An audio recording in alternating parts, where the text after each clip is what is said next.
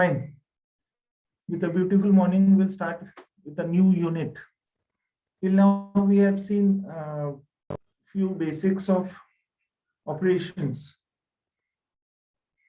and all the important terminologies which we normally use. We have almost covered 3 units. Now we'll start with the 4th unit, that is inventory management. Now, the term inventory management itself says that whatever we have in our stock should be managed properly. Many times they call inventory as money. Inventory is money. That is absolutely correct. Why? Because to buy this inventory, we put lakhs and crores of money into it. In our house also, if you have seen, again the same example, kitchen, there are so many raw material available for the food to be prepared, right? The moment you order something, that is prepared by your beloved mom. Same way in organization also, they keep inventory. Even though we talk about just in time, but then some stock has to be managed. And that stock is called as inventory. Again, inventory may be of different kinds. Inventory, raw material, inventory, work in progress, inventory, finished goods. Right? So these 3 basic types we know. Now in this chapter, we will be studying following topics.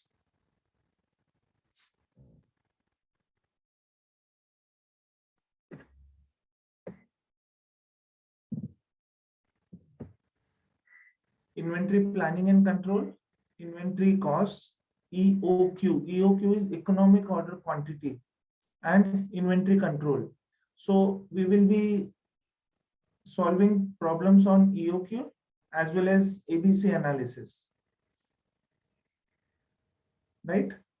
So 4 subtopics under this chapter. Again, all are very easy and interesting one.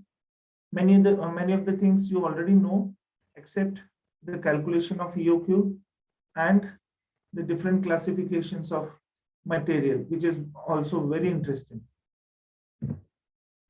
Let us start.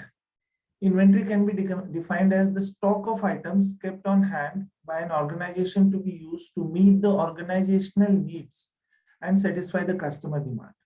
Now, in our house also, you being the customer, mom keeps some inventory in hand to prepare few dishes on the spot.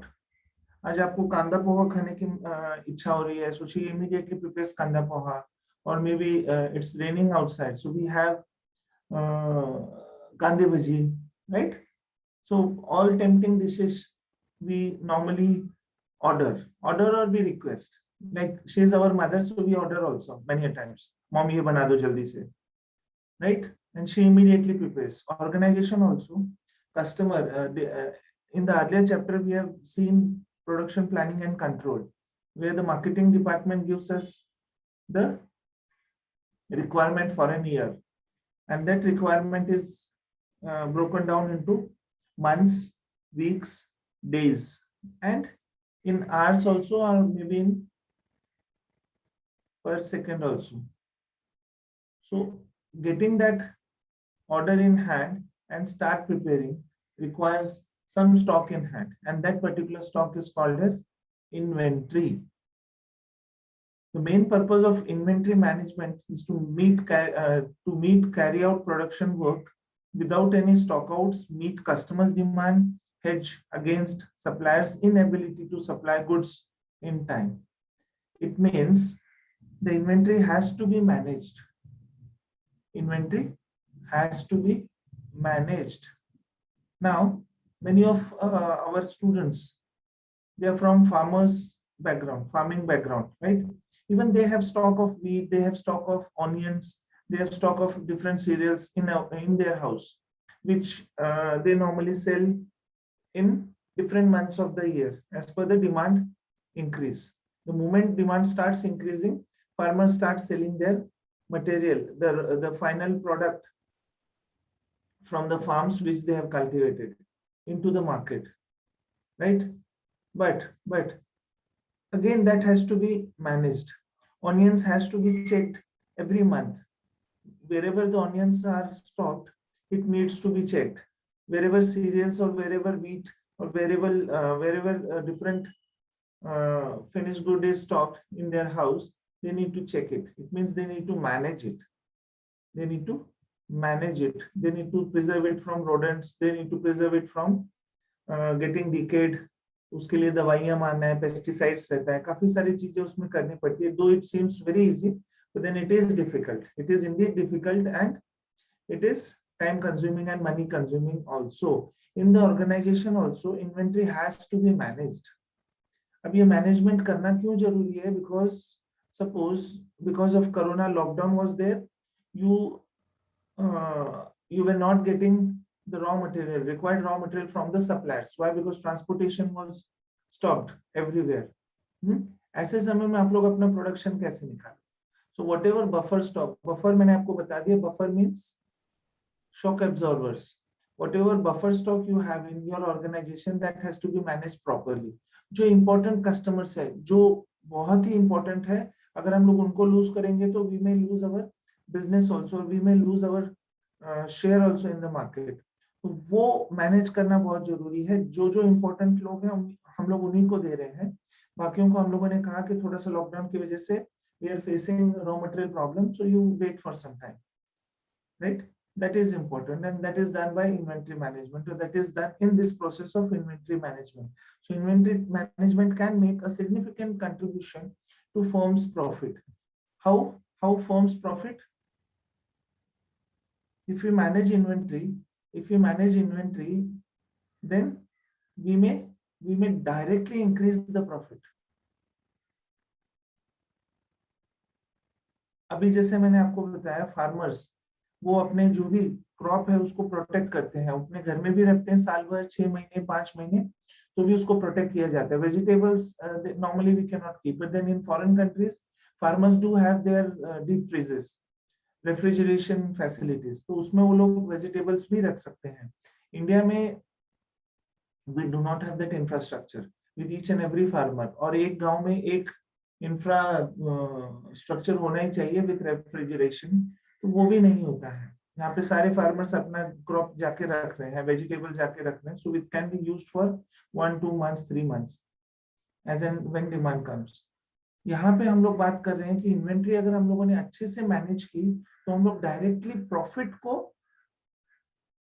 को contribute कर रहे हैं. So how we can contribute to the profit?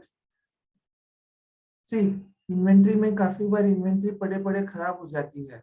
So a good store manager is a person who helps to increase the profit of the organization by not letting a single raw material spoil. By not letting a single raw material spoil, WIP spoiled or finished goods spoiled.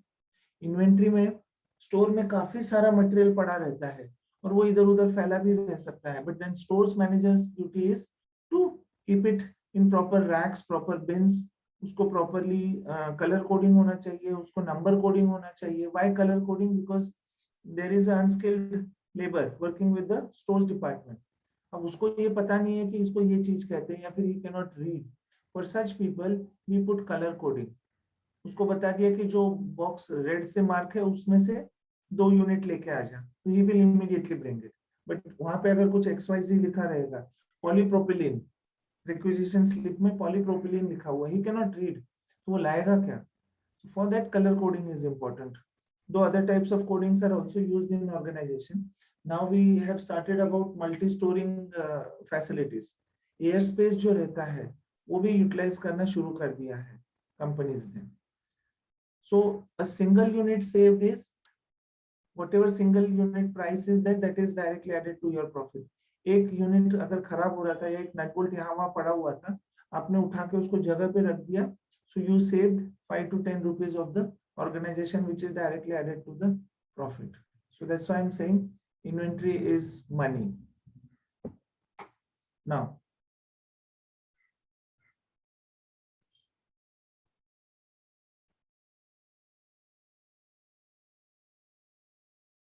continuous demand and intermittent demand.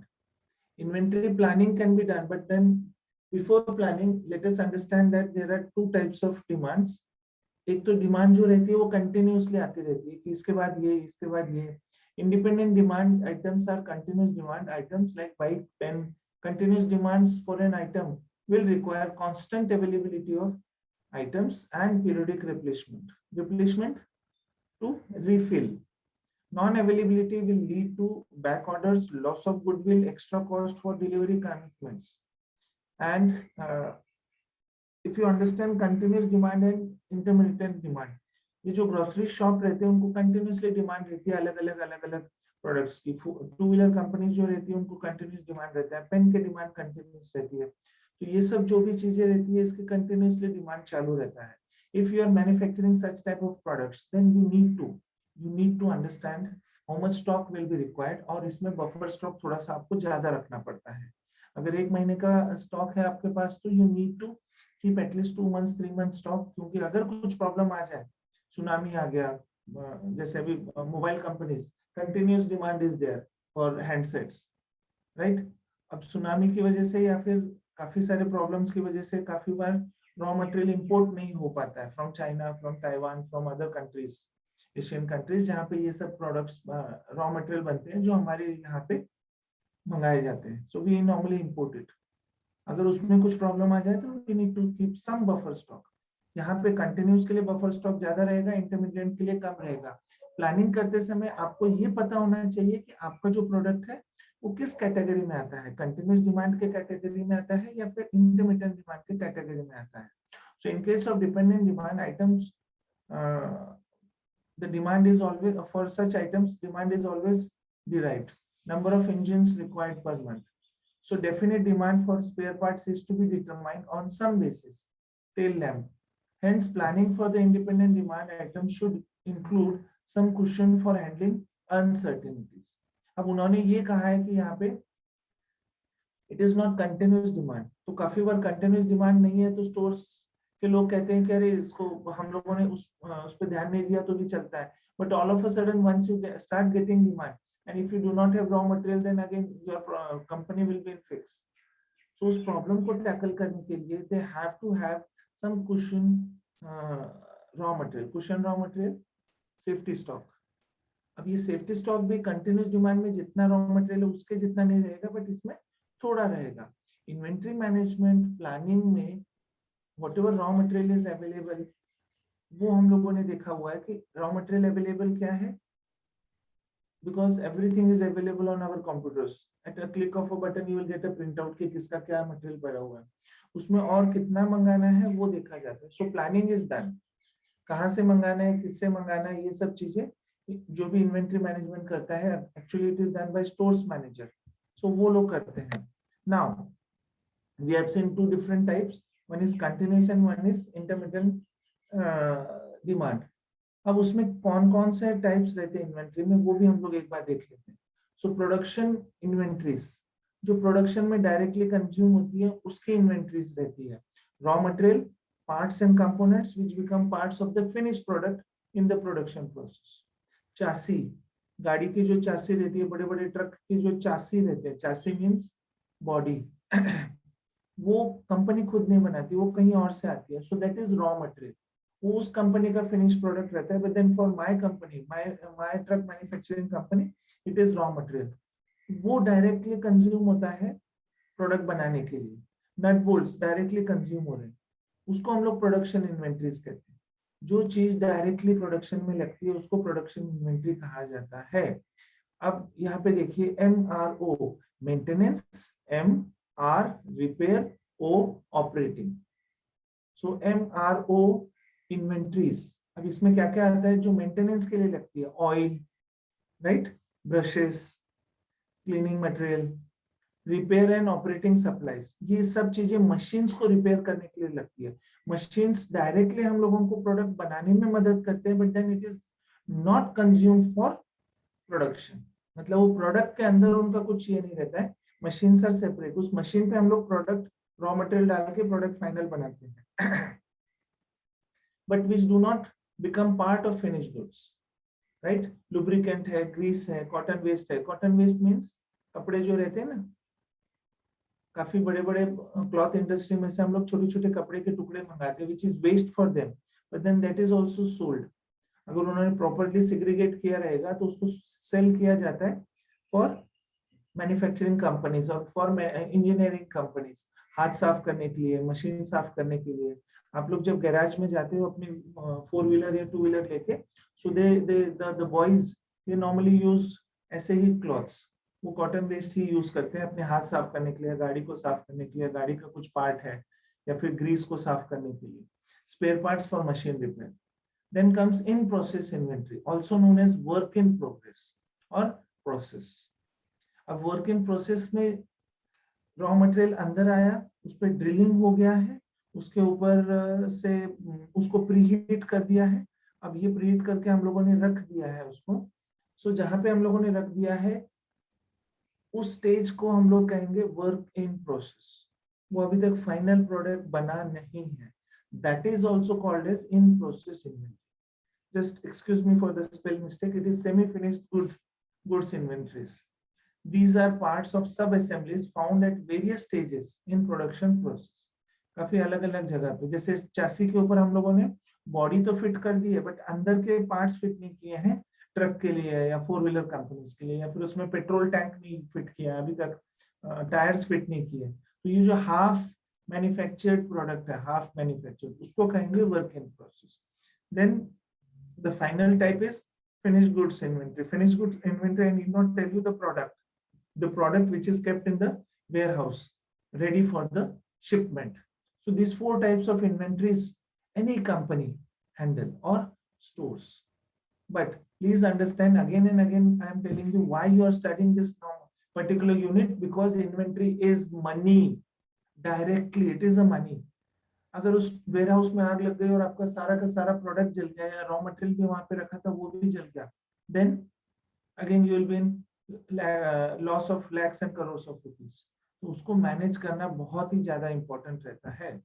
Now we will see the basic types of inventories. हम लोगों ने यहाँ पे types तो देखे हैं, but these are 4 major types. Basic types, cyclic inventory. Now, what is cyclic inventory? Cyclic inventory goes through a saw-toothed pattern. Each cycle begins with replenishment and ends with complete depletion of the inventory. Cyclic. हम लोगों ने raw material मंगाया, means stock is 100%. Then it is consumed during that month or during that year, and then again we order, we get it. Again order, get it. Consumed, get it. Decoupling inventory. Based on workstation capabilities, resource availability, and bottlenecks, buffer inventory is created at every process to enable decentralized planning and control of operations. So decoupling inventory means buffer inventory or maybe the safety inventory, safety stock which we have in our stores. अब मैंने आपको बताया था safety stock किस लिए रहता है। Safety stocks emergency के लिए रहता है। गेस्ट आए हुए हैं, चाय बनानी है बट चीनी खत्म हो गई है, no, it never happens. Why? Because mom always keep some safety stock. वो हमेशा चीनी 2 डब्बों में रखती हैं, एक बड़ा डब्बा जो हम लोग यूज कर रहे हैं और वो जैसे ही खत्म हो जाता है then she brings out the smaller one, the safety stock, right? So decoupling inventory. Seasonal inventory, organisation carry inventory to meet fluctuations in demand. Demand में फ्लक्चुएशन रहेगा, जैसे अभी आप लोगों को रेनकोट्स रेनी सीजन में लगते हैं, अम्ब्रेलास रेनी सीजन में लगते हैं, तो रेनी सीजन में इसका प्रोडक्शन बढ़ जाता है, but then throughout the year उसका प्रोडक्शन बहुत कम रहता है। रेनी सीजन में बढ़ गया मतलब उसका रॉ मटेरियल भी जो चाहिए वो भी ज्यादा बढ़ जाएगा। So that is called as seasonal inventory. Pipeline inventory, inventory carried because of non zero lead time for order, transport and receipt of material for supplies. What do you mean by non-zero lead time? Non-zero lead time. Lead time is you order the raw material and the time required to receive that raw material. So ordering, receiving, इन दोनों के बीच का जो time है that is called as lead time. And we are talking about non-zero lead time. मतलब lead time है, अगर lead time है तो आपको उसको store करके रखना पड़ेगा। Pipeline inventory, Safety stock, I've already explained you what is safety stock. So types of inventory: independent and dependent demand inventories. We will skip this, but then we have already seen independent means. What can you understand by independent demand?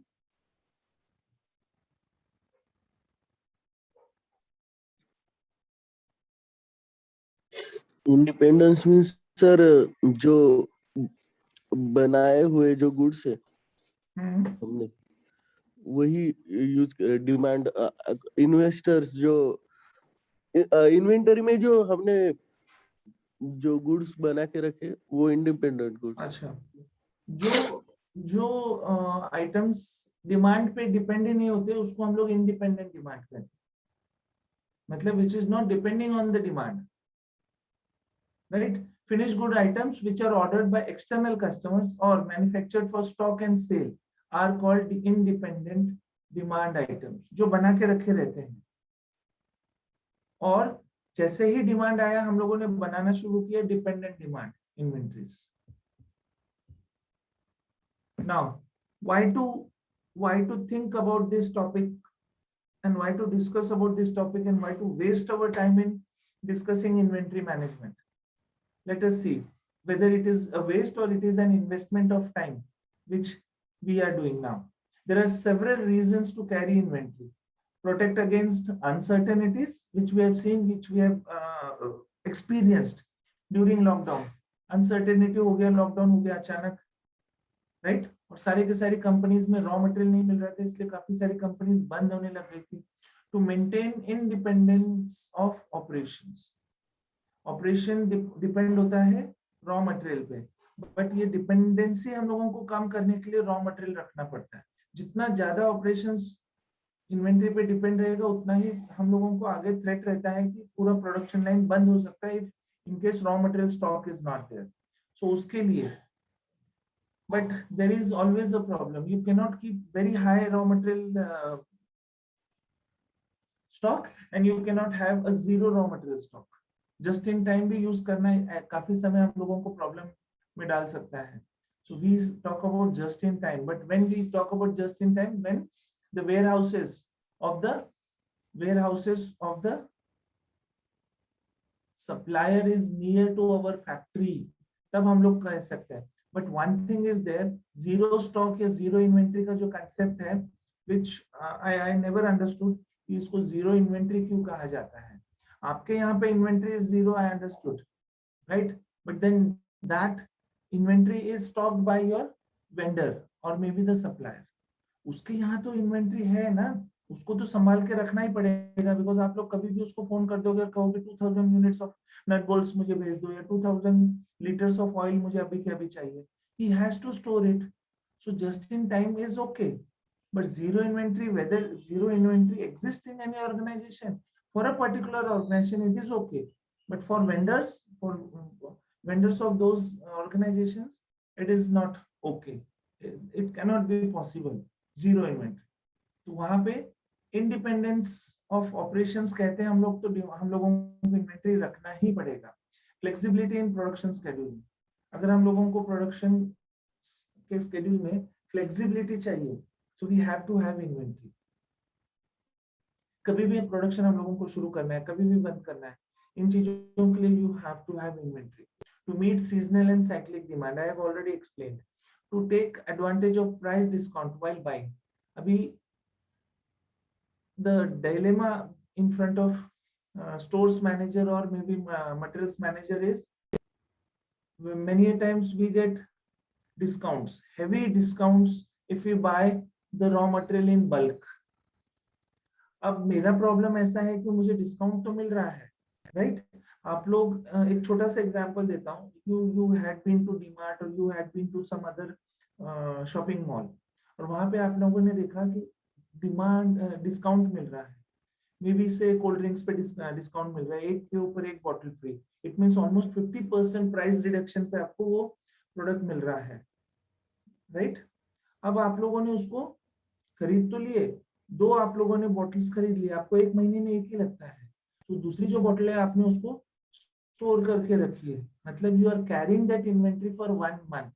Inventory carry करना means again you are incurring money on it, क्योंकि उसको जिस जगह पे रखा गया उस जगह का रेंट इज इंपॉर्टेंट। ऑर्गेनाइजेशन में जितना ज्यादा आप इन्वेंट्री रखोगे, इन्वेंट्री कैरिंग कॉस्ट बढ़ता है। We will see this terms bit later in the same unit. So understand inventory carrying price. Bulk में मिला, डिस्काउंट पे मिला, बट इन्वेंट्री कैरिंग कॉस्ट का क्या? जब हम लोग स्टोर्स में कोई भी रॉ मटेरियल रखते हैं तो उसको हम लोगों को सिक्योरिटी देनी पड़ती है, उसके लिए लाइट यूज होती है, उसके लिए रेफ्रिजरेटर्स यूज होते हैं in case it is required, उसके लिए स्पेस यूज होता है, पेस्टिसाइड्स मारने पड़ते हैं, उसके ऊपर 2 लोग रखने पड़ते हैं, stores manager, those who will check maybe every week कि वो सब ठीक से है कि नहीं. So even though price discount is there, but then that should be balanced with this inventory carrying cost. Price discount 50% मिला है बट आपका इन्वेंट्री कैरिंग कॉस्ट 20% से बढ़ गया, okay no problem. But if it is 50% reduction से आपको मिला है और यहाँ पे आपका 60-70% आपका प्राइस बढ़ रहा है, इन्वेंट्री कैरिंग कॉस्ट बढ़ रहा है, राइट? तो this is not justifiable. Just understand this. That's why they have written to take advantage of price discount while buying. अब ये हम लोगों ने खरीद तो लिया इतना सारा, बट रखने के लिए अगर हम लोग उसमें ज्यादा पैसा यूज कर रहे हैं, हम लोग अभी 1 BHK 2 BHK 3 BHK फ्लैट्स में रहते हैं, जगह हमारे पास काफी कम रहती है, राइट? और अगर हम लोगों को फ्री मिला हुआ मटेरियल हम लोगों ने लाके अपने फ्लैट में रख दिया, जस्ट अंडरस्टैंड कि हम लोगों को कितना प्रॉब्लम होगा. Same things goes with organisations also, उनके पास जगह कम रहती है. अगर आपने वो प्लांट के ऊपर ही सारा का सारा रॉ मटेरियल रख दिया, काफी बार आपने देखा होगा ग्रोसरी शॉप्स में भी ऐसा होता है, तो उसका मटेरियल आके पड़ा हुआ रहता है और वो सब दुकान में फैला रहता है और वहां पे आपको अंदर जाने में भी तकलीफ होती है दुकान में. Same thing again can be seen on shop floors. Raw material सब जगह पड़ा हुआ है, तो जो वर्कर्स काम कर रहे हैं मशीन्स पे उनको भी ठीक से चलने नहीं आ रहा है, यहाँ वहां सब लॉबीज में रॉ मटेरियल पड़ा हुआ है, and then that becomes very difficult. उसमें से काफी सारा रॉ मटेरियल तो खराब हो जाता है. So whether to take advantage of price discount or to think about inventory carrying cost is important. That is the purpose of inventory, to maintain continuity to operations. Need not explain. Transportation savings. एक ही बार में मैं एक पूरा truck भर के लेके आ रहा हूँ. So I'm saving on transportation cost. But again here transportation cost is important for you or inventory carrying cost is important for you. आपको हाफ ट्रक लगता है, बट हाफ ट्रक लाओगे तो आपको जो ट्रांसपोर्टेशन कॉस्ट है, suppose he is charging you 6,000 rupees, right? So 6,000 rupees half a truck आप लेके आ रहे हो तो यू आर एट लॉस. अगर आप पूरा ट्रक भर के लाओगे तो आप लोगों को ज्यादा फायदा रहेगा, बट मैं पूरा ट्रक भर के रॉ मटेरियल तो लेके आ गया, 1 ट्रक लोड, राइट? सीमेंट्स में ऐसा रहता है, इन कंस्ट्रक्शन कंपनी सीमेंट्स में अगर आप हाफ ट्रक हाफ ट्रॉली लेते हैं तो उसका प्राइस आपको ज्यादा देना पड़ता है, बट अगर आप पूरा ट्रॉली खरीद लेते हैं तो आपको कम देना पड़ता है. So transportation saving is important but at the cost of inventory carrying cost. Hedge against future. अब यहाँ पे हम लोग क्या कर रहे हैं? हेजिंग कर रहे हैं. हेजिंग कर रहे हैं मतलब हम लोग सट्टा लगा रहे हैं कि यहाँ पे मैं अगर फ्यूचर में कुछ प्रॉब्लम होने वाला है इसलिए मैं अभी से खरीद के रख लेता हूँ, राइट? मुझे पता चल गया था कि कोरोना स्टार्ट हो रहा है, मैंने न्यूज में पढ़ा हुआ था, अब्रॉड से काफी सारी न्यूज आ रही थी. My many friends were there, they told me कि now we have started closing the cities manufacturing units. मैंने हेज के इमीडिएटली मैंने थोड़ा सा रॉ मटेरियल मंगा के रख लिया था. So that is hedging. Unplanned unplanned shocks, जैसे मैंने बताया सुनामी आ गया, natural disaster, sudden surge in demand, एकदम से उस प्रोडक्ट का डिमांड बढ़ गया. रेमडेसिविर इंजेक्शन जो थे उसका डिमांड एकदम से बढ़ गया, राइट? और हॉस्पिटल्स में उसका स्टॉक ही नहीं था. सो किसको फेस करना पड़ा? पेशेंट्स को. Functions of inventory. Till now what we have seen, why inventory is important, intermittent and continuous demand, then different types of inventories हम लोगों ने देखे. We have seen purpose also, objective, and now we will see the functions of inventory to meet anticipated demand. जो भी demand है उसको fulfil करने के लिए हम लोगों को इन्वेंट्री लगती है. So that is the function of inventory management और inventory. Smoothing out irregularities. Smoothing out irregularities means machine चला, आधे घंटे बाद फिर रुक गया, फिर चला, फिर रुक गया, that is a loss to the company. So it should be smooth flow of raw material, and then you are going to get the smooth flow of final product or smooth manufacturing. To protect against stockouts, नमक खत्म हो गया है, अब रात है, रात के 9 बज चुके हैं, ग्रोसरी शॉप इज क्लोज, आज बिना नमक के खाना खाना है आपने, स्टॉक आउट हो चुका है नमक का। कंपनी में भी ऐसा काफी बार हो जाता है, but then it is rarely why, because ये होती है गलती मैनेजर की, production manager, sorry stores manager की, कि he could not predict that stock out may happen. To meet seasonal and cyclic demand, to take advantage of price discount while buying items in bulk. Now, cost associated with inventory, मैं जो बता रहा था कि inventory is money, but ये कैसे money है वो हम लोग देखेंगे। There are 3 different cost associated with inventory. First is procurement cost. Raw material हम लोग खरीद रहे हैं, तो raw material का price हम लोग पे कर रहे हैं, that is first cost. Second cost, as I discussed, carrying cost.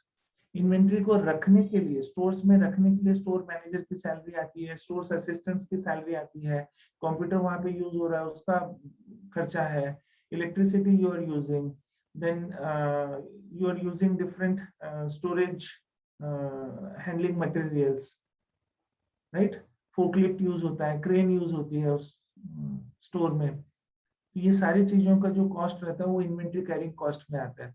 The most important is जो जगह है, ऑर्गेनाइजेशन में जगह के लिए भी पीपल पे करोड़ ऑफ रुपीज। तो मॉल्स में अगर आपने देखा होगा, मॉल्स, बड़े बड़े मॉल्स अगर वो सिटी में रहेंगे तो उसके लिए पार्किंग स्पेस काफी कम रहती है, but then if you want to park your vehicles, वो लोग क्या करते हैं, वो लोग स्पेस खरीदते हैं, जिनका एम्प्टी प्लॉट्स रहेंगे आसपास के एरिया में, उनसे वो खरीद लेते हैं, then you are directed to that empty spaces, right, try and understand. So वो जगह की वैल्यू रहती है, जगह की वैल्यू है means it is crore of rupees. वहां पे अगर आप लोग रॉ मटेरियल लाके रख रहे हो, रॉ मटेरियल पे ऑलरेडी आपने पैसा खर्च किया है और अब उसको संभालने का खर्चा भी आप लोग उठा रहे हो, so that is called as inventory carrying cost. So double cost आप लोग उसमें इनकर कर रहे हो, it means it is direct loss to the organisation, that's why they say planning has to be there, जितना चाहिए उतना लाके रखिए। स्टोरेज और out of stock cost, storage cost एक है और आउट ऑफ स्टॉक कॉस्ट एक है। अगर रॉ मटेरियल नहीं है और आप लोग अपना प्रोडक्ट नहीं बना पा रहे हो, then it is a loss, why, because you are directly losing the orders, directly losing the customers, directly you are losing the loyalty of the customers. Let us see now inventory carrying cost, all the cost elements involved in storage and warehousing activities, जो मैं आपको बता चुका हूँ। Ordering cost मैं आपको बता चुका हूँ, ऑर्डर करने के लिए जो कॉस्ट लगती है।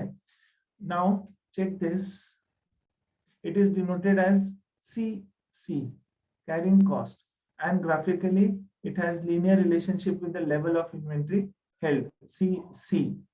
Now cost associated with supplier search till purchase order generated, travel to supplier and communicate salary of purchase officer is ordering cost, CO, ordering cost। अब ये ऑर्डरिंग कॉस्ट क्या है? किसी भी रॉ मटेरियल को ऑर्डर करने के लिए जो कॉस्ट जाती है उसको हम लोग ऑर्डरिंग कॉस्ट कहते हैं। अभी ऑर्डरिंग कॉस्ट में आता है, जैसे इसमें लिखा है सैलरी ऑफ परचेस ऑर्डर, आप जब तक वो परचेस ऑर्डर बनता नहीं है, राइट, और जब तक वो परचेस ऑर्डर सप्लायर तक पहुंचता नहीं है, वो जितना भी कॉस्ट उसमें इनकर होता है, ऑर्डरिंग कॉस्ट काफी कम रहता है रॉ मटेरियल्स में, बट जितना हम लोग रॉ मटेरियल मंगाएंगे ऑर्डरिंग कॉस्ट कम हो गया, जितना कम रॉ मटेरियल मंगाएंगे उतना ऑर्डरिंग कॉस्ट बढ़ता है। ऑर्डरिंग कॉस्ट में हम लोग कह सकते हैं कि मेल चार्जेस भी आते हैं। आप लोग काफी बार पहले के जमाने में, अभी तो आप लोग ये डायरेक्टली ईमेल के थ्रू करते हैं, बट पहले हम लोग क्या करते थे, पोस्ट ऑफिस में जाके वो लेटर्स पोस्ट करते थे, या फिर वो जो परचेस ऑर्डर्स के पैकेट्स थे वो पोस्ट करते हैं। ट्राई एंड अंडरस्टैंड, एक परचेस ऑर्डर नहीं रहता है, there are thousands of purchase orders generated in the organisation. Stores department का काम ही रहता है कि वो जनरेट करते रहे। सो प्रिंटिंग कॉस्ट आ गया, वहां की इलेक्ट्रिसिटी का कॉस्ट आ गया, जो इंसान उस परचेस ऑर्डर को बना रहा है, परचेस ऑर्डर में क्या रहता है, डिस्क्रिप्शन ऑफ द मटेरियल, क्या चाहिए, कितना चाहिए, उसका स्पेसिफिकेशन क्या रहेगा, ये सारी की सारी चीजें उसमें रहती है। Then yes, so we were talking about ordering cost. I hope you have understood what is ordering cost. Yes, sir. हाँ, रॉ मटेरियल को ऑर्डर करने के लिए जो कॉस्ट लगती है उसको ऑर्डरिंग कॉस्ट कहते हैं. एक छोटा सा एग्जांपल, आपको अपने घर में मॉम ने या आपके फादर ने ग्रोसरी की लिस्ट दे दी, आपने गाड़ी निकाली और आप वो लिस्ट देने के लिए दुकान तक गए, वहां पे आपने लिस्ट दी और वापस आ गए, तो आपने जो गाड़ी का पेट्रोल कंज्यूम किया वो हम लोग ऑर्डरिंग कॉस्ट में डाल सकते हैं. Simple example. I hope now you have understood. So inventory carrying cost and ordering cost, ये सब चीजें हम लोगों को अभी तो दिखने में अरे कितना पेट्रोल लगा रहेगा, मे बी फ्यू मिलीलीटर घर के पास में तो था. Think of a big organisation जहां पे ये रिपीटेडली किया जाता है, रिपीटेडली, वहां पे धीरे धीरे वो कॉस्ट बढ़ते रहता है. रोज आप लोग 10 पैसा भी कहेंगे तो just multiply it with 30 days, multiply it with 365 days, multiply it with 20 years organisation, उतना बढ़ जाता है. आप बोलोगे एक पैसे की क्या कीमत है, एक पैसा अभी का, और रोज आप एक पैसा वेस्ट कर रहे हो. Multiply it. Now another terms used are setup cost. Whenever the component is produced in house, the time taken in setting up the machine, consumable and tools used for this purpose are major elements of setup cost, denoted by CO.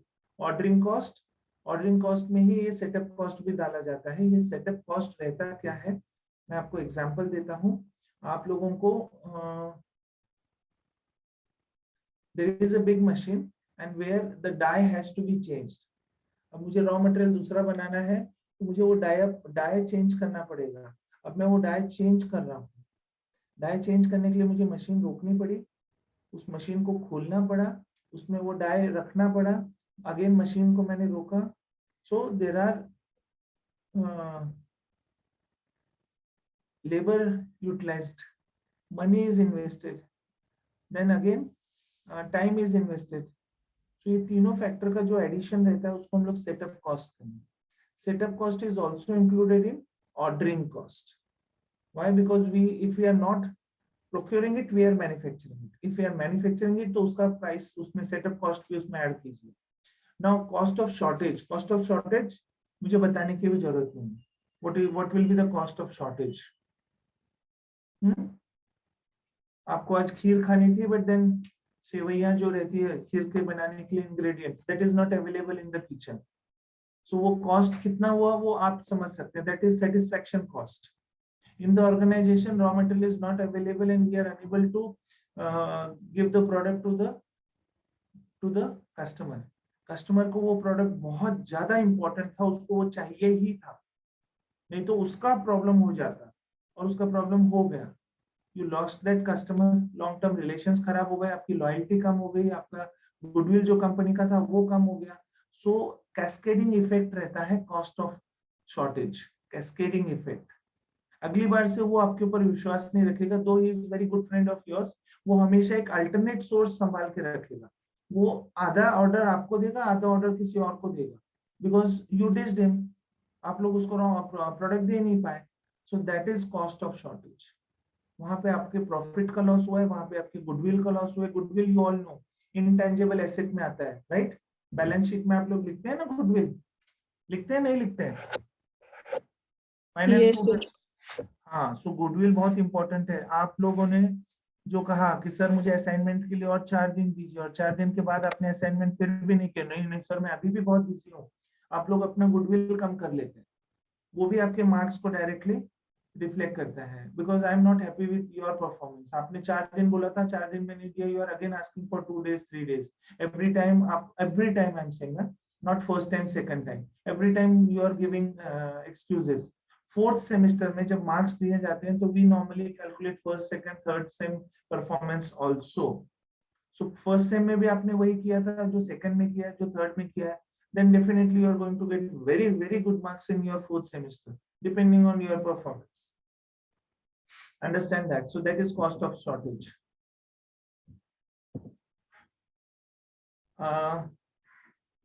What is the time? 6:45. 645. We will skip this EOQ model right now. EOQ model में calculations हैं. So कल अगर आप लोग बैठोगे तो calculator, pen और notebook लेके बैठेंगे, हम लोग क्वेश्चंस देखेंगे and we will try to solve those questions, right? Because EOQ पे आपको छोटे क्वेश्चंस MCQs के थ्रू भी आ सकते हैं, एकदम छोटे से क्वेश्चंस, 2-3 चीजें दी रहेगी, you need to calculate it. तो ये कैलकुलेशन का पार्ट हम लोग कल करेंगे. We will skip this. We will go to directly to selective inventory control. And tomorrow again we will come back to EOQ.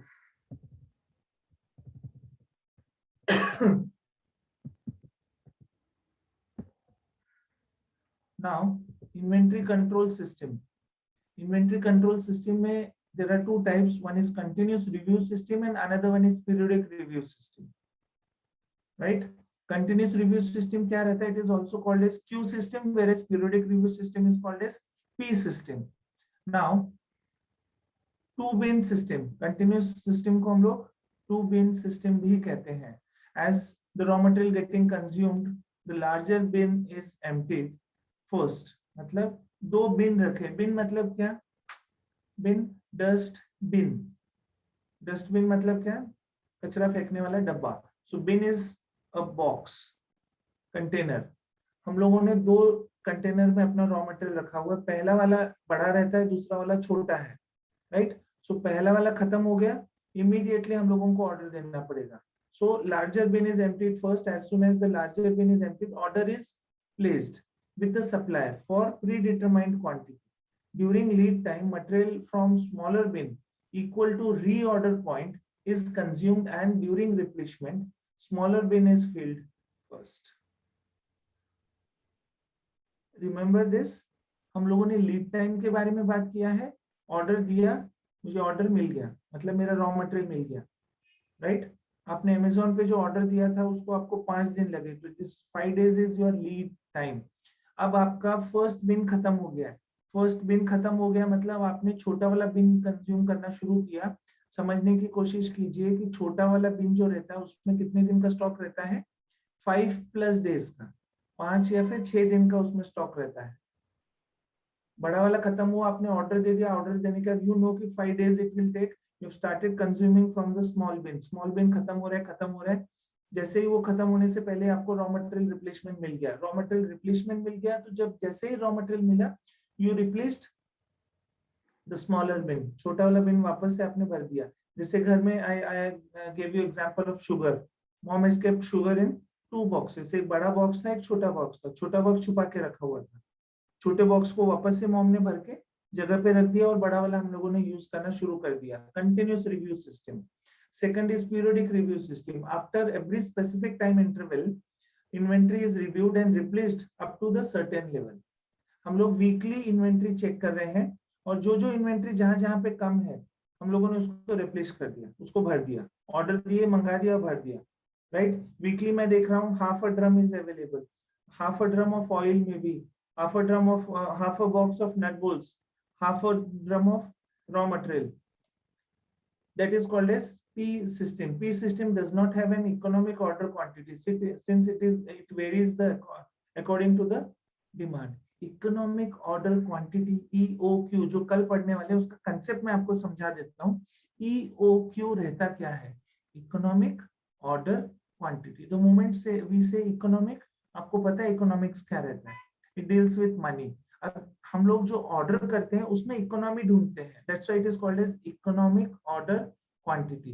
सो कितनी क्वांटिटी मंगानी है और उस क्वांटिटी पे हम लोगों को प्रॉफिट ही होना चाहिए. उस क्वांटिटी पे हम लोगों को प्रॉफिट ही होना चाहिए. उसको हम लोग कहते हैं इकोनॉमिक ऑर्डर क्वांटिटी. और quantity is fixed.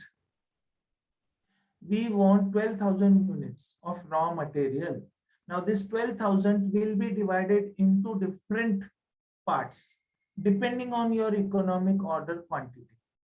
P system में इकोनॉमिक ऑर्डर क्वांटिटी यूज नहीं होती. इकोनॉमिक ऑर्डर क्वांटिटी कैलकुलेट करने के लिए जो हम लोगों ने देखे हैं, inventory cost, inventory carrying cost, ordering cost, ये तीनों कॉस्ट हम लोगों को फॉर्मूला में डाल के वैल्यू निकालनी पड़ती है और जो भी वैल्यू मिली that becomes order quantity. That quantity, suppose आपको 12,000 यूनिट्स खरीदना है, आपकी ऑर्डरिंग क्वांटिटी आई 1,500. So you will divide that 12,000 units divided by 1,500. 1,500 से 12,000 को डिवाइड कर दिया, जो भी आपको मिला, नंबर मिला, उतनी बार वो आप लोग ऑर्डर देंगे. That many times you will give the order. Order देते समय याद रखिए ऑर्डरिंग कॉस्ट भी रहता है. Inventory carrying cost, ordering cost. I hope you remember. So they say Q system में EOQ यूटिलाइज होता है, P सिस्टम में EOQ यूटिलाइज नहीं होता है. Remember this for MCQs. The P system requires large safety stock.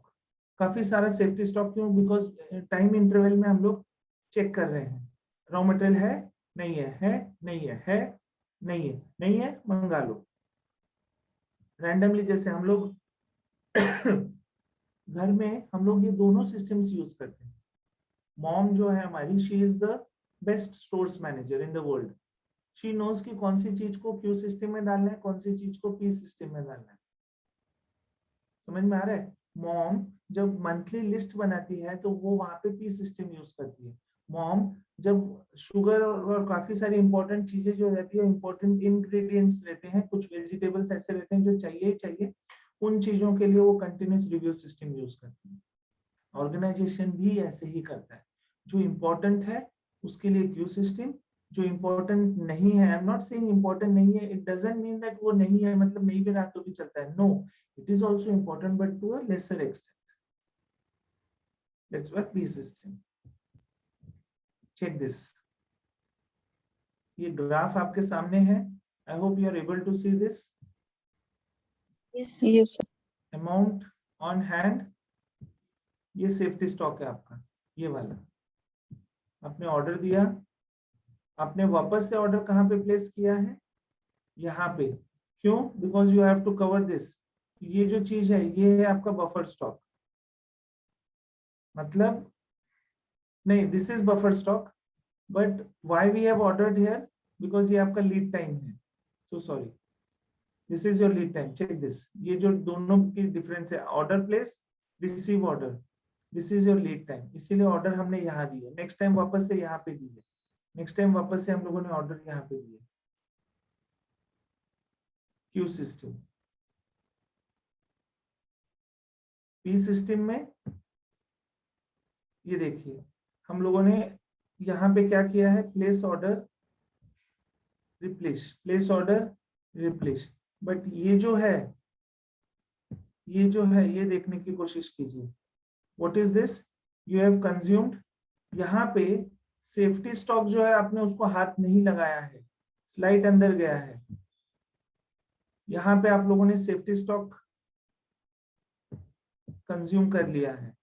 काफी बार ऐसा होता है कि जो हम लोगों का ई सिस्टम है वो हम लोग रिव्यू एक वीक करना हम लोगों ने अवॉइड कर दिया. No no, next week we will check. Next week जब आप चेक करते हो तो आप लोगों ने काफी सारा सेफ्टी स्टॉक भी कंज्यूम कर लिया होता है. Right? Understand this. So P system, Q system. Objectives of inventory control ये मैं आपको बताऊंगा नहीं, बिकॉज यू नो क्या ऑब्जेक्टिव है इन्वेंट्री कंट्रोल का. क्या हो सकता है? Profit, efficiency of production, timely delivery, right? Avoid stock outs. ये सारे के सारे उसके ऑब्जेक्टिव्स हो सकते हैं. Now, how to control inventory? आप कहोगे सर आपने ये तो मुझे बता दिया कि inventory is money, inventory को अच्छे से रखना चाहिए, inventory is very important. Inventory नहीं रहेगी तो we will incur losses. हम लोगों का गुडविल मार्केट में खराब हो जाएगा. And there are so many drawbacks if you do not have inventory.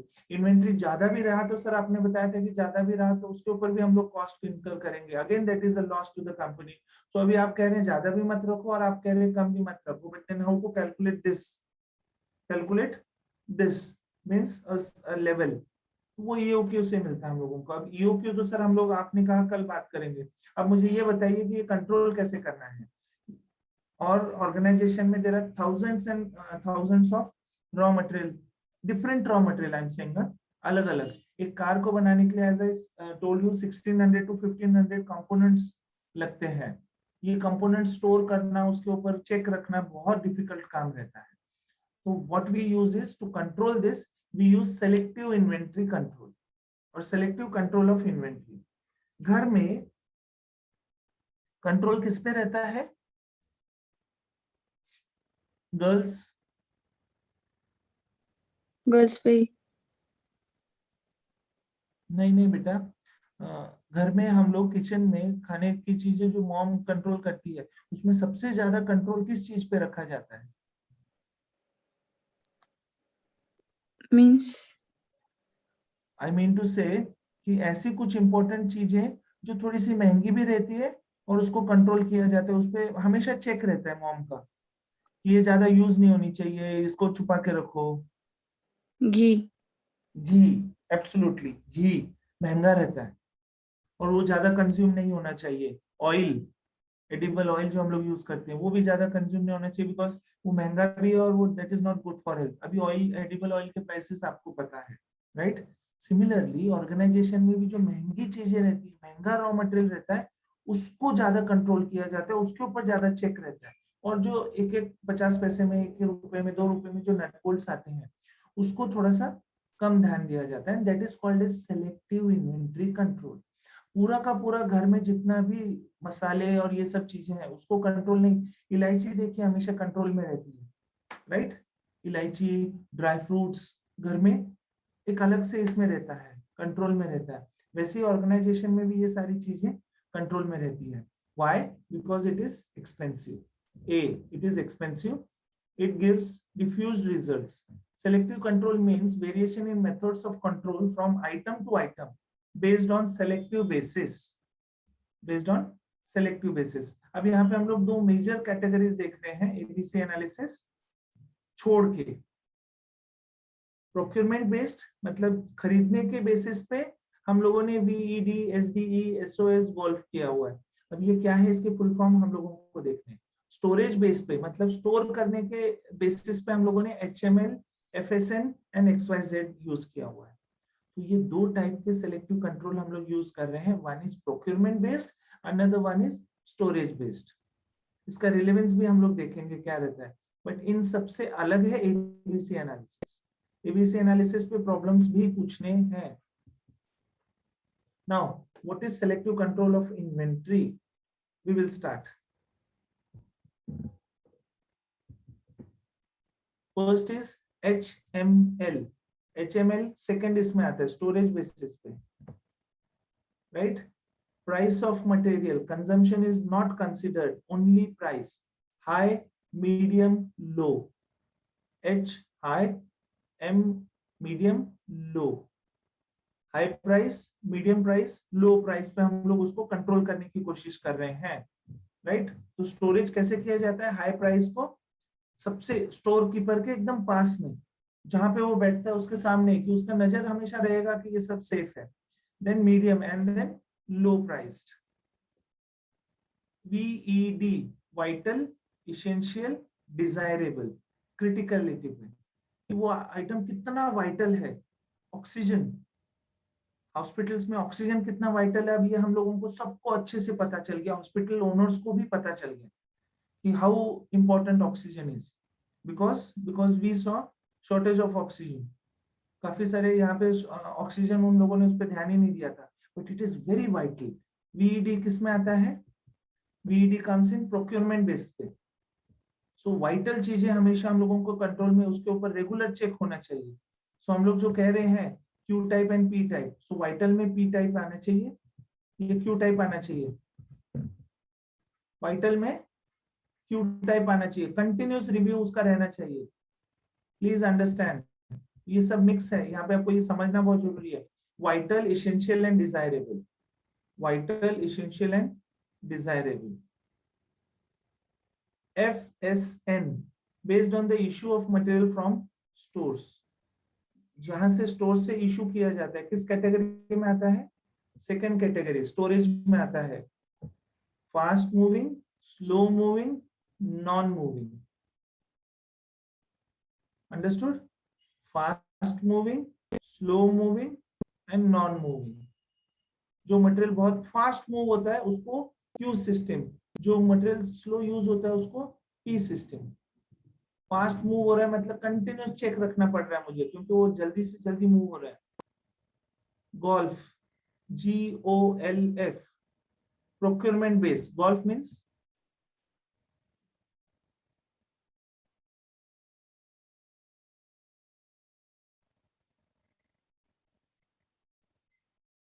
golf. Few items are government quota.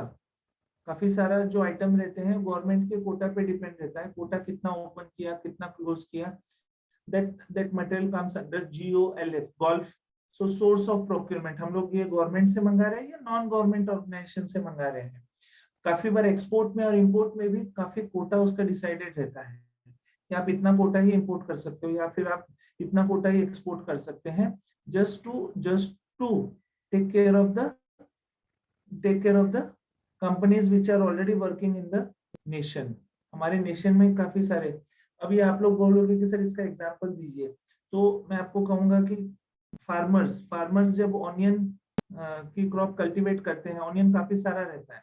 अगर ऑनियन आपके पास काफी सारा है या हमारे इंडिया में काफी सारा फार्मर्स के पास पड़ा हुआ है and still we are importing onions from outside, तो प्रॉब्लम क्या हो जाएगा? People will buy that imported one. People will buy that imported one, and imported one थोड़ा सा सस्ता भी रहता है, राइट? क्योंकि बल्क में हम लोग खरीद के ला रहे हैं और किसी कंट्री में वो काफी ज्यादा आ रहा है. एक एग्जांपल हाइपोथेटिकल है वो, तो वो सब तो उसके ऊपर कोटा को फिक्स कर दिया जाएगा. शुगर को इंपोर्ट कब करना है, एक्सपोर्ट कब करना है, उसके ऊपर भी कोटा रहता है. So that comes under golf. Source of procurement. SOS seasonality पे रहता है. Seasonal and off seasonal. And ABC का मैं हिंट आपको दे देता हूं. ABC मतलब A item, B item and C item. जो A आइटम रहते हैं ये बहुत कम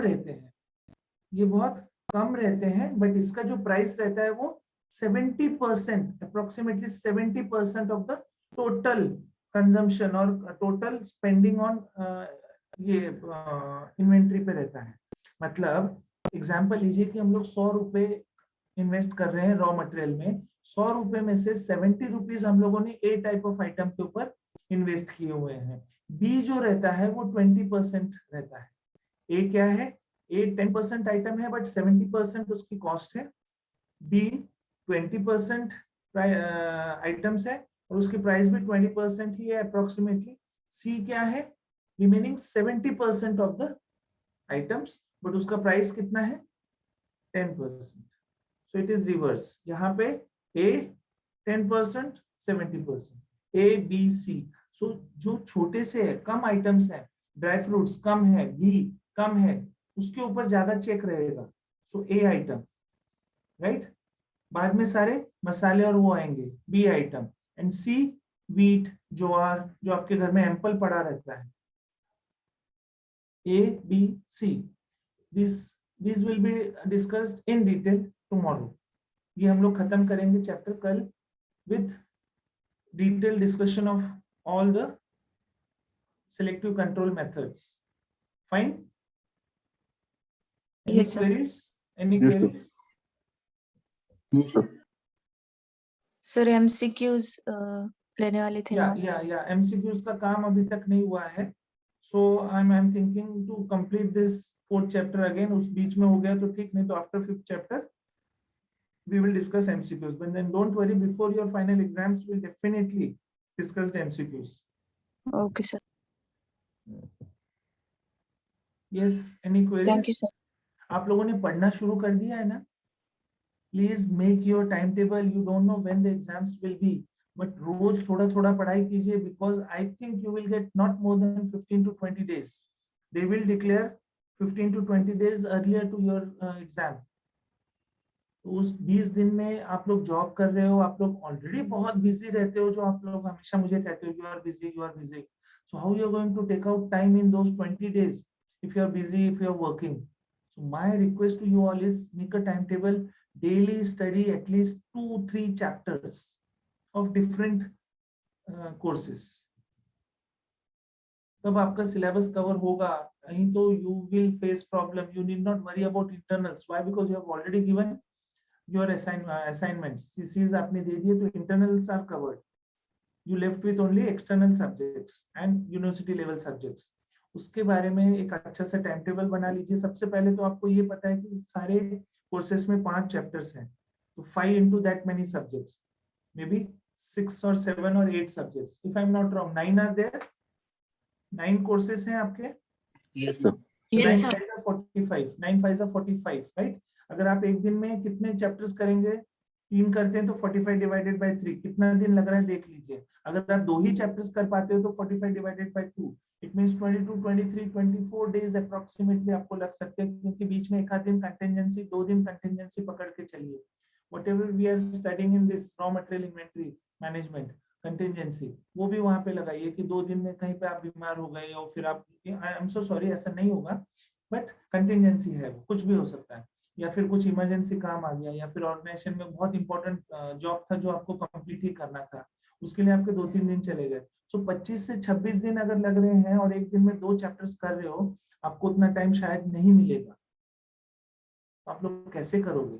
इसके लिए अभी से सब प्लानिंग अच्छे से कीजिए और पढ़ना शुरू कर दीजिए। जो जो डिफिकल्टीज आ रही है उसके बारे में हम लोगों से पूछ लीजिए। मोहित सर, हमारे लास्ट ईयर के एमसीक्यूज अपलोडेड है वहां पे साइट पे? No. Yes, sir. Already हाँ, upload. किया हुआ है ना? फिर भी एक बार प्लीज आज चेक कर लीजिए एमसीक्यू सारे अपलोडेड है कि नहीं। मेरे सब्जेक्ट्स के जो भी अपलोडेड है, apart from that I will give some special MCQs also, so don't worry. ठीक है students, so start studying and plan your day. 24 hours आप लोग कैसे कैसे कुछ स्टूडेंट्स के लिए, ओनली फॉर फ्यू स्टूडेंट्स, कैसे आप वेस्ट करोगे उसका भी प्लानिंग कीजिए, क्योंकि वेस्टेज के लिए भी प्लानिंग बहुत जरूरी है। मैं आपको आज दिन भर के लिए 2 लाख रुपए दे दूं और कहूं कि शाम को आते समय आपके जेब में 10 रुपए भी बचने नहीं चाहिए, तो that is a waste of 2 lakhs, but उसके लिए भी प्लानिंग लगेगी कि 2 लाख रुपए आप खर्च कहाँ करने वाले हो। That is very important. So wastage also requires planning, so waste your time with the planning. Fine? Yes, sir. Yes, any queries? काफी सारे No, sir. स्टूडेंट्स बात ही नहीं करते। Please start talking to me, start discussing. जो भी है आप कुछ तो बोलिए यहाँ पे। Why only few students? Fine, so we will stop here. Have a great day ahead. Enjoy your day. Sir, thank you, sir. Yes, yes, Thank you, sir. yes, good day. Thank you, Mohit sir. Thank you, sir. Thank you, sir.